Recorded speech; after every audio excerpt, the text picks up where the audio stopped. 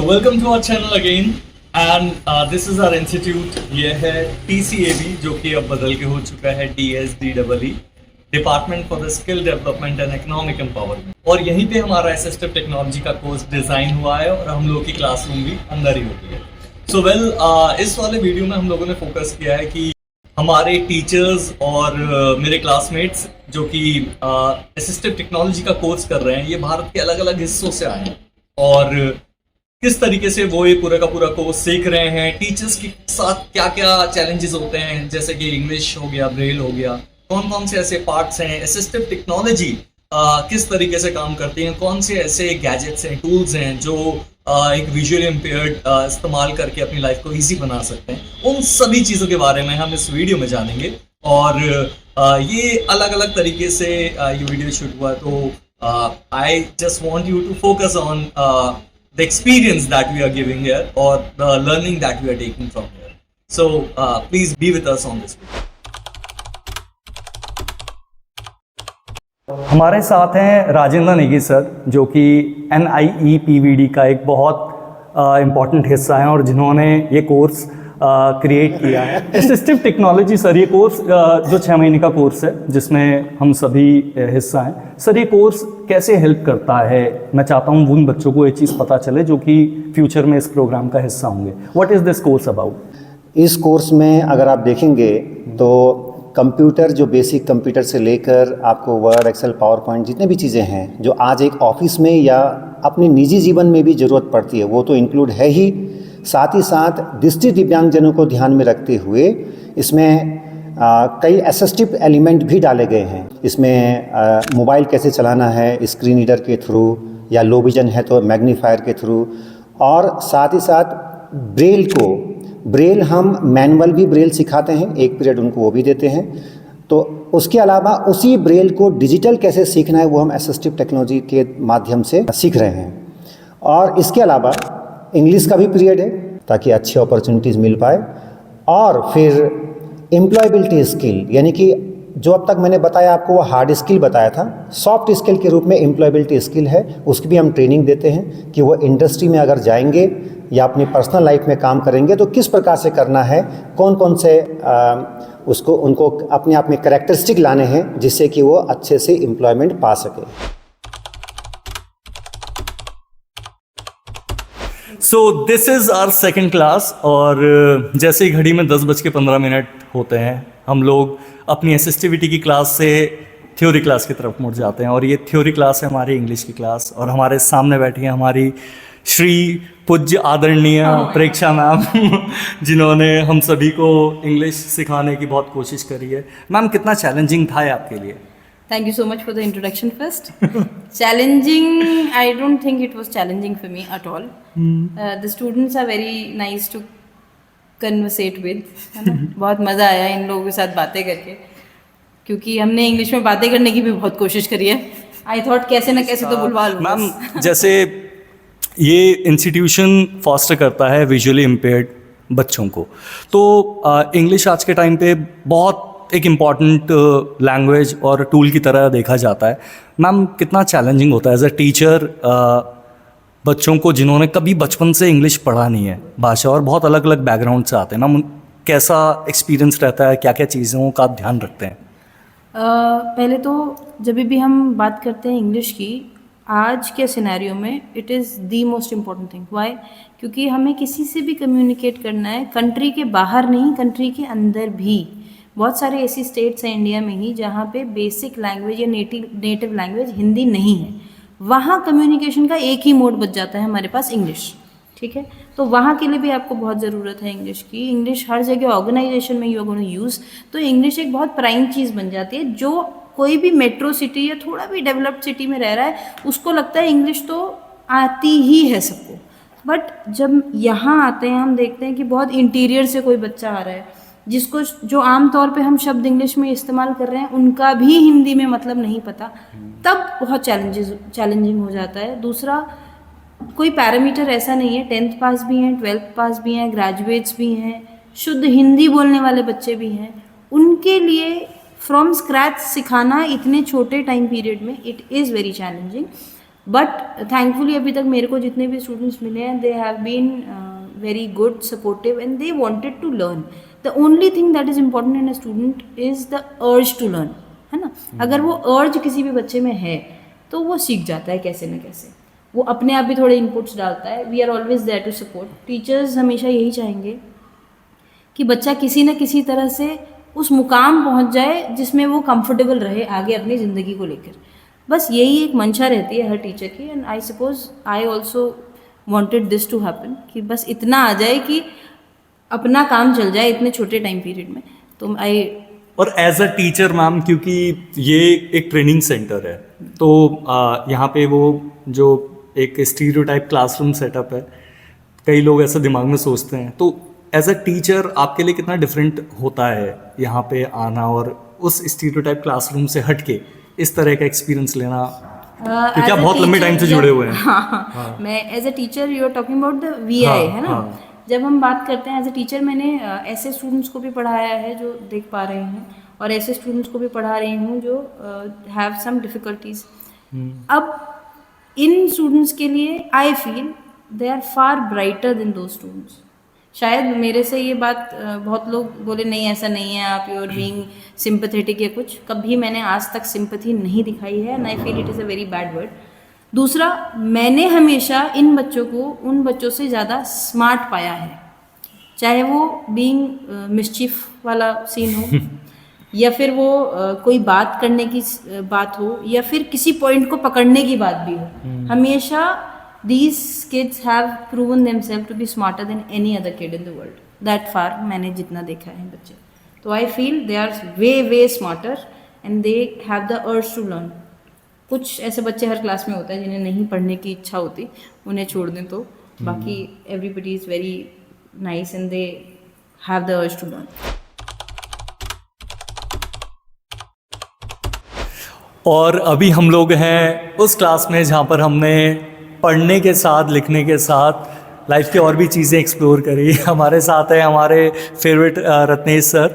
Sir, talking about Braille, तो हम लोगों ने सर से ब्रेल चलाना, स्मार्टफोन यूज़ करना, और हाँ, जब हम इंटरनेट सर्फ नहीं कर पाते थे तो इंटरनेट चलाना भी हमने सर से सीखा है. और सर, किस तरीके से ब्रेल एसिस्टिविटी का एक बहुत इंपॉर्टेंट हिस्सा है, क्योंकि ज़्यादातर लोग ना टेक्नोलॉजी को ही पार्ट मानते हैं कि हाँ एसिस्टिविटी टेक्नोलॉजी दे सकता है, बट हमने तो फील किया. But what are your point of view sir on this? देखिए, मेरा पॉइंट ऑफ व्यू ये है कि मतलब पढ़ना लिखना आना, पहली बात तो मान लीजिए कि कोई व्यक्ति लिखना नहीं जानता है, पढ़ना नहीं जानता, अब वो कंप्यूटर के माध्यम से ठीक है कर रहा है, देख पा रहा है, पर अगर उसको लिखने बोलोगे या कभी लिखावट की प्रैक्टिस नहीं हुई उसकी, तो कभी जैसे लिखने को बोलो तो कितना वो लिख पाएगा कितना नहीं, वो एक डाउटफुल चीज़ होती है. वहीं अगर उसने लिखने की प्रैक्टिस की हुई हो, राइटिंग उसकी अच्छी हो, तो आराम से वो लिखना पढ़ना कर सकता है. उसी तरीके से ब्रेल, मतलब प्रिंट का एक ऑप्शन है ब्रेल. मान लीजिए कोई प्रिंट डिसेबल्ड है तो वो ब्रेल से करेगा सब पढ़ना लिखना. तो अगर टेक्नोलॉजी पे वो फुली डिपेंड हो जाएगा तो मान लीजिए कि टेक्नोलॉजी की अवेलेबिलिटी, जैसे मान लीजिए हर जगह नेट चाहिए, नेट के माध्यम से कनेक्ट होना चाहिए, तो नेट कहीं नहीं है तो उसकी अवेलेबिलिटी, और सबसे बड़ी चीज़ कंप्यूटर है, लैपटॉप है या और जो दुनिया भर की डिवाइसेस है वो कितनी अफोर्डेबल है, वो भी एक इशू है. हर किसी का फैमिली बैकग्राउंड जो है एक जैसा नहीं है, अलग अलग फैमिली बैकग्राउंड के लोग आते हैं यहाँ पर. तो ऐसे में ब्रेल जो है मुझे लगता है एक बहुत इम्पॉर्टेंट रोल प्ले करती है इंफॉर्मेशन को या लिखाई पढ़ाई को निचले से निचले पायदान पे पहुंचाने के लिए. कि कोई व्यक्ति है, मतलब अंतिम पायदान पे जो है जिस तक चीज़ें इतनी आसान नहीं है पहुंचना, तो अगर हम इंफॉर्मेशन को डिलीवर करना चाहते हैं तो उसमें ब्रेल, चाहे वो लिखने के माध्यम हो चाहे पढ़ने के माध्यम में हो, बहुत इंपॉर्टेंट रोल प्ले कर सकता है. सर, पता है मेरा अपना एक्सपीरियंस है, जैसे पहले मैं पोइट्री लिखना मुझे बड़ा पसंद था, डायरी लिखना बड़ा पसंद था, और ये चीज़ें रुक गई थी. जैसे मेरा विजन गया तो उसके बाद ये सब चीज़ें मतलब ये इमोशंस भी जनरेट करते हैं कि आप किसी का कोई लेटर पढ़ें या लिखें किसी चीज़ के लिए. सबसे बड़ी चीज़ यही है, मतलब हम भावनाओं, ये तो खैर टेक्निकल बात थी, अगर हम भावनाओं की बात करें तो ठीक है, हम मोबाइल के माध्यम से आजकल किताबें पढ़ लेते हैं, अमेज़ॉन किंडल है और चीज़ें हैं, ठीक है, उनकी इम्पोर्टेंस अपनी जगह है, कि जो है स्पेस भरता नहीं है, मतलब हमें एक प्रॉपर प्लेस की, एक लाइब्रेरी की ज़रूरत पड़ती है किताबें स्टोर करने रखने के लिए। तो वो ठीक है कि मतलब वो चीज़ उस चीज़ में थोड़ी बचत होती है, पर एक जो हम एक इमोशन की बात करते हैं, किताबों से जैसे एक जुड़ाव होता है, एक भावनाएं जुड़ी होती हैं, उस चीज़ की जो हम बात करते हैं, तो वहाँ पे भी जैसे प्रिंट डिसेबल्ड है कोई, तो ब्रेल इमोशंस को पहुँचाने का बहुत कारगर तरीका है, जो शायद टेक्नोलॉजी में उसकी कुछ कमी रह जाए। तो सर ये वीडियो हम अवेयरनेस के लिए बना रहे हैं, और अवेयरनेस का एक बहुत इंपॉर्टेंट पार्ट है कि वो फैमिलीज़ और वो लोग जो कि देखना चाहते हैं कि कैसे हम लोग लिखते हैं ब्रेल, तो अगर आप एक छोटा डेमोन्स्ट्रेशन दे पाएँ सर, तो दैट विल बी वंडरफुल। हाँ जी। तो ये आपके हाथ में शायद आईपी स्लेट आपने भी पकड़ा था। हाँ जी। हाँ, तो आप बताइए इसके बारे में। ब्रेल स्लेट है, आईपी स्लेट बोलते हैं इसको, इंटर पॉइंट स्लेट। तो क्या होता है ये, कैसी होती है कि दो पार्ट्स में होती है। ऊपर वाला ये पार्ट जिसमें जाली सी है, इसमें हम स्टाइलस चलाते हैं और हर जाली के लिए इसमें देखिए, ये जब हम स्लेट को खोलेंगे तो ये हर जाली मतलब हर छेद जाली का जो है, हर hole, every line has 30 cells. तो हर सेल का जो एक होल होता है, उसके अगेंस्ट में इसमें इस वाले पार्ट में 6 जो है डॉट्स होंगे, 6 डॉट्स जो है अंदर इम्बॉस्ड है। तो हमने जैसे पेपर रखा है यहाँ पे, तो इस पेपर के ऊपर से एक हल्का होल बनाते हुए वो जो अंदर इम्बॉस्ड होते हैं डॉट, और फिर जब हम जैसे मान लीजिए हमने पेपर लगाया है इसमें ऐसे, और हम इसको ऐसे रख के और इसमें मतलब डॉट इम्बॉस्ड होते जा रहे हैं, तो वो क्योंकि खांचे बने हुए हैं अंदर, तो डॉट जो है अपोजिट साइड में इम्बॉस्ड होते हैं। तो उर्दू की तरह लिखी जाती है ब्रेल, उल्टी। एकदम एकदम एकदम।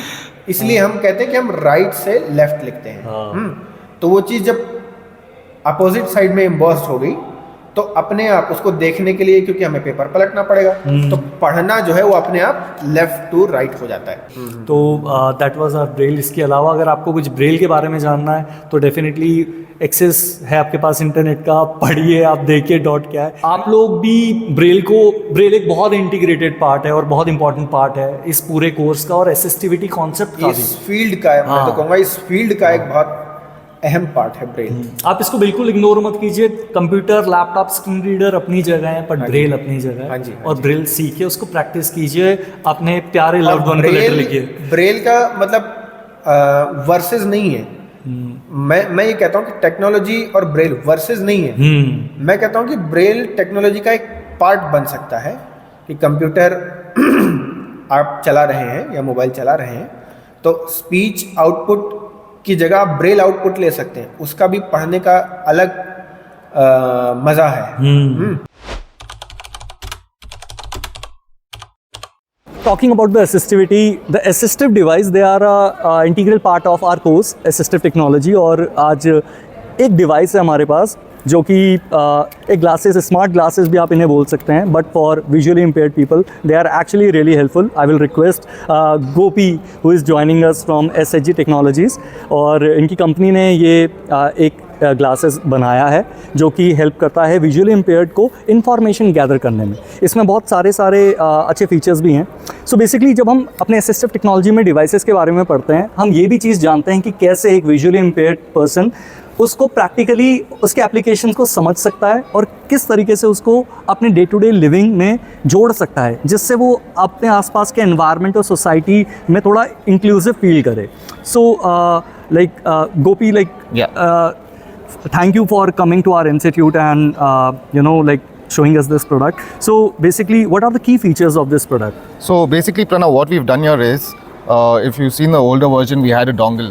So what we wanted to do is we work on the user's feedback, and based on the feedback, the dongle was a little, didn't look too nice. So what we did is we put all the PCBs in the glasses itself, and we made it little more stylish, and we put a camera in the middle of the, if Can you I can feel hold it? it, yes. Yeah. We put a camera in the middle, and then we put a LiDAR, the latest LiDAR technology, and we put a flashlight also. So the camera captures the images and gives auditory responses of whatever is happening around you. And the flashlight, in any lighting condition, you can use the device. And also what we've done, if you can put your finger over here, every swipe is a different feature. And if you Okay. double tap on it, it activates the feature. And behind, we have a circle, which is standby mode. And if you press it for more than 5 seconds, it goes to emergency mode. Okay. And what also we have over here is we have speakers inbuilt in the glasses itself. Yes, I Which is can feel connected them. through Bluetooth. So yeah, these are all the features what we have here. So, like one thing that I see, like in the market, there are Yeah. so many companies who are promising smart glasses, but like how, especially like this device and your company Yeah. is focusing on visual impairment and like bringing solutions for visual impairment, like people with visual impairment. Okay, so our company is SSG Technologies and we're based out of Bangalore. And our CEO is Mr. Ramu Mutangi. So in 2020, due to some personal circumstances, due to his sister, she was diagnosed by diabetic retinopathy and she lost her eyesight. So that time he started working on this technology because he's from an engineering background. He started working on this. And we had different models from the past years. The wired device, then wireless. Now we come to this, and we also employ visually impaired people That's great. because based on their feedback, the live feedback what we get, we enhance the device, and through these feedbacks only we come to these features right now. There is things around you, there is reading mode, there is currency detection, there is walking assistant, there is also emergency mode. Personally, the smart glasses, they are something that I really want technology to evolve in, to that extent, where we can gather most of the important information from our surrounding through a glass. Yeah. So yes, I have seen the earlier glass also that was little bulky, Yeah. but this one is I think good to go with. Yeah. And do you also offer this in polarized glasses or something? Yes. So Polarized we have transparent and we can and the shaded one as well. So like to all the viewers I think ये भी एक awareness का एक बहुत important part है क्योंकि मैं कुछ पर्सनल इंसिडेंट शेयर करता हूँ Gopi so when I am travelling and when I am using my Google Pay account Okay. और फॉर से like if I am reading anything Yeah. It's very subjected कि कोई दूसरा उस चीज़ को सुन रहा है या देख रहा है and I feel little insecure कि my information is going unnecessarily to people that I don't know. So this kind of solution I also used like another company, like glasses from another company. Okay. And like I felt that this is incredible. I mean, for visually impaired people, we can see a note, we can see a textbook, we can read it, and the speakers which are inbuilt, they are like amazing. They keep things secure. So yes, thank you so much for coming to our institution and showing this thing around. And definitely, this is something that every person, I think, not visually impaired, like like people with sight also, they can also use. This is technology which is making things easy for us. Yeah. नमस्कार, मेरा नाम नीरज कुमार है और मैं पटना बिहार से हूँ और मैं रिसेंटली ही ब्लाइंड हुआ हूँ। 2021 में ही ग्लूकोमा की वजह से मेरा जो आँख का विज़न है वो चला गया है। और इसके पहले मैं अपने बारे में बता दूँ कि मैं 12वीं पास हूँ और मेरा एजुकेशन 12वीं तक ही है और मैं अपना साइबर कैफ़े का as a mini branch bank का चलाता था, बैंक का ब्रांच चलाता था छोटा सा। तो उसके पहले ब्लाइंड होने के पहले, तो ब्लाइंड होने के बाद जब हमें मेरी आई साइट गई, रोशनी गई मेरी, तो थोड़ी क्या कि पूरा तरह से मैं सुन ही हो गया था, पूरी तरह से मैं सुन हो गया था कि अब क्या ही करें, है ना, मेरा दुकान है, चल नहीं पाता है।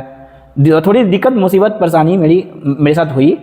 लेकिन मेरे कुछ मित्र हैं जो हमें पता नहीं था NIPVD के बारे में, तो कुछ मेरे मित्र हैं जिन्होंने मुझे ये बताया और बोला कि आप वहाँ जाओ। वहाँ हमें, हाँ, एक और बात बता देते हैं यहाँ पे कि हमें ये भी पता नहीं था कि ब्लाइंड लोग कंप्यूटर चलाते हैं, मोबाइल चलाते हैं। हमको तो लगता था कि रोशनी गई मतलब बात ख़त्म, है ना, मेरा सोच यही था। लेकिन वो कुछ लोग ऐसे हैं जो भले जो हमारी हेल्प किए हैं। तो हम फिर NIPVD में अपना रजिस्ट्रेशन करवाए और असिस्टिव टेक्नोलॉजी जो कोर्स अभी हम किए हैं वो कोर्स अब हमारा अंतिम चरण पे ही है, ख़त्म ही है समझिए। तो वो कोर्स करने के लिए हम आए। जब आए तो सबसे पहले देखे कि यहाँ तो पॉसिबल है, मतलब जो बताए सब बोले, यहाँ पे मिले, अच्छे लोग हैं, बहुत अच्छा यहाँ कम्युनिकेशन है यहाँ पे सब लोगों का, बहुत अच्छा बातचीत, वो मोटिवेट करते हैं, हमें प्रेरित करते हैं, है ना, हमारी हौसला बढ़ाते हैं, वो लोग कि नहीं कर सकते हो। और मैंने देखा, सुना, समझा, तो ये समझ में आया कि हाँ, मैं अब अपना दुकान चला सकता हूँ यहाँ से सीख के। और मैंने बहुत हद तक स्क्रीन रीडर की मदद से बहुत हद तक मैंने कंप्यूटर सीखा। इंटरनेट कैसे ब्राउज किया जाता है, व्हाट्सअप कैसे यूज किया जाता है, स्क्रीन रीडर से ये हमने सीखा। अच्छा, दूसरी जो आई थी कि डॉक्यूमेंट पढ़ने की, एक ये भी था कि कैसे पढ़ेंगे डॉक्यूमेंट प्रिंट में है तो उसके भी कुछ असिस्टिव टेक्नोलॉजी, जैसा कि मैंने बताया कोर्स का नाम है, तो इसमें कुछ ऐसा टेक्नोलॉजी डिवाइस दिखाया गया कि आप इसके मदद से आराम से प्रिंट पेपर भी आप पढ़ सकते हो, प्रिंट कागज़ को भी पढ़ सकते हो, और उसमें आप स्कैन करके अपलोड वगैरह करने के लिए, मतलब हर तरह के जितना भी हमको चाहिए था वो हमें दुकान पे चलाने के लिए मिला यहाँ पे। और बहुत अच्छा रोल हमारे सर का रहा, मैम का रहा, मतलब हर कोई का हम नाम नहीं लेना चाहेंगे, बहुत सारे हैं जिनका सपोर्ट रहा, तो मैंने यहाँ चलाया। और जैसा कि आप देख सकते हैं कि मैं अब लैपटॉप खोले हुए हूँ, और जैसा कि हम आपको एक छोटा सा डेमो दे रहे हैं। जैसे माइक्रोसॉफ्ट वर्ड खोलना है तो माइक्रोसॉफ्ट वर्ड खोल के हम आपको, जैसा कि सुन रहे होंगे आप कि ये बोल भी रहा है, और यहाँ पे देखिए यहाँ पे खुल के आ गया है माइक्रोसॉफ्ट वर्ड। हम मैक्सिमाइज करके आपको दिखा देते हैं, देख रहे हैं आप, ये खुल गया है। अब इसी प्रकार से जैसे कि अब हम मेरा नाम लिखना है ना, नीरज, जैसा कि मेरे फैमिली को भी लगता था कि ये पॉसिबल नहीं है, लेकिन उनका सपोर्ट रहा। उनको भी पता नहीं था इसके बारे में कि ये ब्लाइंड एक लड़का नेत्रहीन होकर भी इतना कर सकता है। मेरे मोहल्लों वालों को भी लगता था, लेकिन जब हम बीच में गए और सबको दिखाए तो उन लोग भी एक्सेप्ट किए कि नहीं, ऐसा है और ये कर सकता है। मेरा नाम अंकिता रावत है, मैं देहरादून से हूँ। वैसे बेसिकली मैं पौड़ी से बिलोंग करती हूँ। तो मेरे को अभी ब्लाइंड हुए हुए सिर्फ 2 साल हुए हैं। पहले मेरी लाइफ मैं लो विजन थी, पहले मुझे थोड़ा दिखता था, बट मुझे पता नहीं था कि लाइफ में ऐसे टर्निंग पॉइंट भी आएगा। पहले जब मैं बीएड करती थी वहाँ मैंने एनआईवीएच के बारे में पढ़ा था कि एनआईवीएच जैसी चीज़ होती है, तो फिर मुझे इसके बारे में पता चला। जब ब्लाइंड हुई तो मैं यहाँ आई, मैंने चीज़ें देखी, पहले मैंने एडजस्टमेंट किया यहाँ पे। तो पहले दिन आई थी तो रो रही थी कि लाइफ में मैं क्या हो गया, कहाँ आ गई मैं ये ब्लाइंड के बीच में, क्योंकि साइटेड की लाइफ जी है। पहले लो विजन भले ही थी, कभी लगा नहीं था कि लाइफ में ये सब होगा। फिर यहाँ आके कॉन्फिडेंस बिल्ड हुआ, मेरे टीचर्स ने मुझे बहुत सपोर्ट किया, रत्नेश सर, देवीलाल सर। जैसे रत्नेश सर ने मुझे सबसे इम्पॉर्टेंट है मुझे फ़ोन चलाना सिखाया। और एक लड़की के नाते अगर मैं बोलूँ तो एक खुद इधर उधर जाना एज अ ब्लाइंड बहुत बड़ी चीज़ थी मेरे लिए कि मैं कैसे करूँगी। लेकिन जब मैंने ट्राई किया पहली बार, घबराहट तो थी मन में कि कैसे होगा, क्या होगा, मैं क्या कर पाऊँगी, मैं जा पाऊँगी घर तक। मेरे पेरेंट्स को भी घबराहट हो रही थी कि अकेले कैसे करेगी। लेकिन जब धीरे धीरे मैंने खुद से रैपिडो बुक करना सीखा, इधर उधर गई, खुद से किया, तो उनको भी कॉन्फिडेंस आया। और सबसे इम्पॉर्टेंट है कि मेरे पेरेंट्स ने मुझे बहुत सपोर्ट किया इस चीज़ में कि लड़की ब्लाइंड है, बट उन्होंने कभी ये नहीं किया कि कुछ कर नहीं सकती। उनको था कि जब उन्होंने देखा मुझे ना करते हुए कि हाँ मैं इधर उधर जा रही हूँ, खुद से जा रही हूँ, रैपिडो बुक कर रही हूँ, तो उन्होंने देखा लड़की कर लेगी, तो अब उनको भी घबराहट नहीं होती है, जैसे अब मुझे भी घबराहट नहीं होती है। तो आज मैं सब कुछ कर पाती हूँ, मतलब घबराहट गई, नहीं करने से ही होगा ना। जब मैं खुद में कॉन्फिडेंस होके नहीं जाती, खुद में अंदर कॉन्फिडेंस नहीं लाती कि क्या मैं कर पाऊँगी, लेकिन जब कर लिया तो फाइनल लगा कि अरे नहीं अंकिता तो कुछ कर सकती है। तो एक नया चेंज आया मेरे अंदर ये। और हर एक लड़की को जो विजुअली इम्पेयर्ड है उसको अगर कॉन्फिडेंस लाएगी ना तो वो कुछ भी कर सकती है। ऐसा नहीं है कि वो अकेले इधर जा नहीं सकती है। हाँ, थोड़ा बहुत चैलेंजेस होंगे, घबराहट होगी, पर कर सकते हैं हम, हर कोई कर सकता है। डर अगर हम जब तक डरेंगे ना तो तब तक हम कुछ कर नहीं पाएंगे।